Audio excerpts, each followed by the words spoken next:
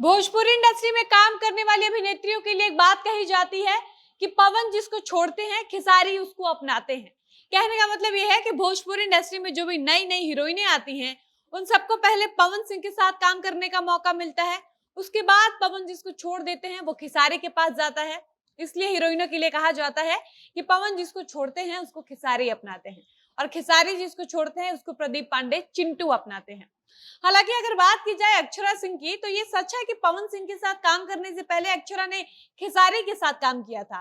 वो अलग बात है कि अक्षरा खेसारी की जोड़ी उतनी हिट नहीं हो पाई थी जितना अक्षरा पवन की जोड़ी हिट हुई थी। इसलिए लोगों को लगता है कि अक्षरा को इंडस्ट्री में लाने वाले और फेमस करने वाले पवन हैं और पवन के साथ लगातार लगातार काम करके जब अक्षरा अपना नाम बना ली, अपनी पहचान बना ली, अपना चेहरा चमका ली तो वो पवन को लात मारकर खेसारी के पास चली गई।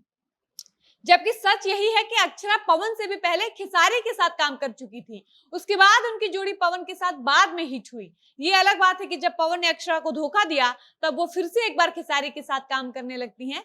अब बात करते हैं डिंपल सिंह की। तो पवन सिंह के साथ एल्बम सॉन्ग में नजर आने से पहले डिंपल सिंह खेसारी के साथ स्टेज प्रोग्राम किया करती थी और ये बात खुद डिंपल सिंह ने हाल ही में अपने इंटरव्यू में कहा है कि पवन सिंह ने भले ही मुझे पहली फिल्म में काम करने का मौका दिया लेकिन सच यही है कि मुझे भोजपुरी इंडस्ट्री में लॉन्च करने वाले लाने वाले खेसारी जी ही हैं। वो अलग बात है कि बाद में डिंपल सिंह खेसारी को छोड़कर पवन सिंह के साथ लगातार काम करने लगती हैं जैसा कि अक्षरा सिंह ने किया था। और अब जब पवन खेसारी एक हो चुके हैं तो एक बार फिर से डिंपल सिंह कह रही है कि मेरा खेसारी जी के साथ नया प्रोजेक्ट आने वाला है। खैर, पवन खेसारी में तो ये चलता रहता है, दोनों एक दूसरे की हीरोइनों के साथ समय समय पर काम करते रहते हैं। लेकिन एक सवाल जो हर किसी के मन में रहता है कि खेसारी के साथ जिस हीरोइन की जोड़ी सबसे ज्यादा हिट होती है बाद में वो खेसारी की छोड़कर प्रदीप पांडे चिंटू के पास क्यों चली जाती है, जबकि ये सब जानते हैं कि खेसारी और चिंटू का रिश्ता आपस में बिल्कुल ठीक नहीं है।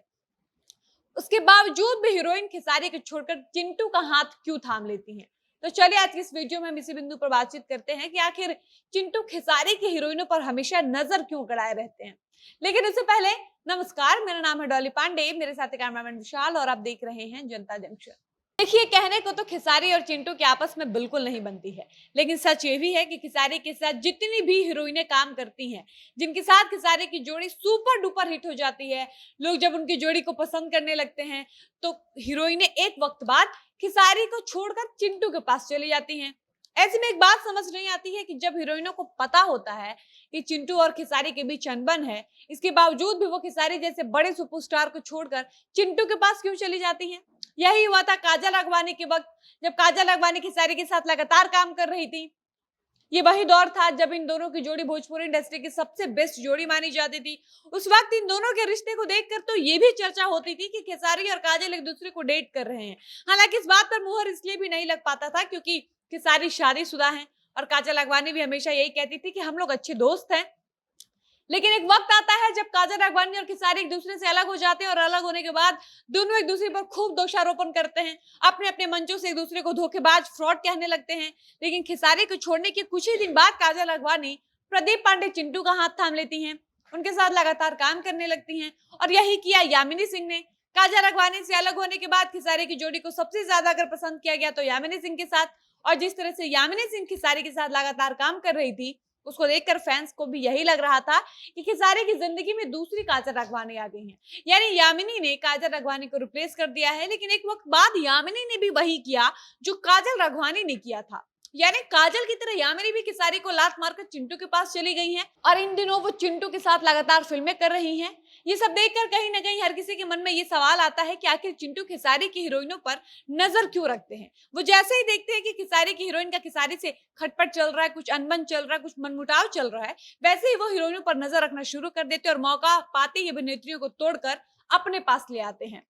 लेकिन सच ऐसा बिल्कुल नहीं है। सच ये है कि खेसारी की हीरोइन पर चिंटू पांडे दांव नहीं खेलते हैं, बल्कि दांव वो प्रोड्यूसर्स खेलते हैं जिनको अपने फिल्म से कमाई करनी होती है।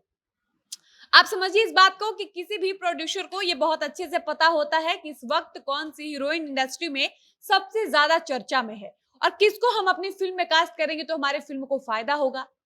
और जब जो हीरोइन चर्चा में रहती है, जो हीरोइन ट्रेंडिंग में रहती है, जिसको लोग जिस वक्त ज्यादा पसंद करते हैं, प्रोड्यूसर भी हमेशा उसी हीरोइन पर दांव खेलते हैं। क्योंकि वो जो पैसे फिल्मों में लगाते हैं उनको रिकवरी भी करनी होती है। ऐसे में वो ऐसे अभिनेत्रियों पर नजर गड़ाए रहते हैं जो किसी भी कारण से उस वक्त चर्चा में बनी रहती हैं। बाकी आपको क्या लगता है, अपनी राय कमेंट बॉक्स में जरूर बताइएगा। फिलहाल इस वीडियो को यहीं पर समाप्त करते हैं, मिलते हैं किसी नए वीडियो में। तब तक मुझे इजाजत दीजिए, धन्यवाद।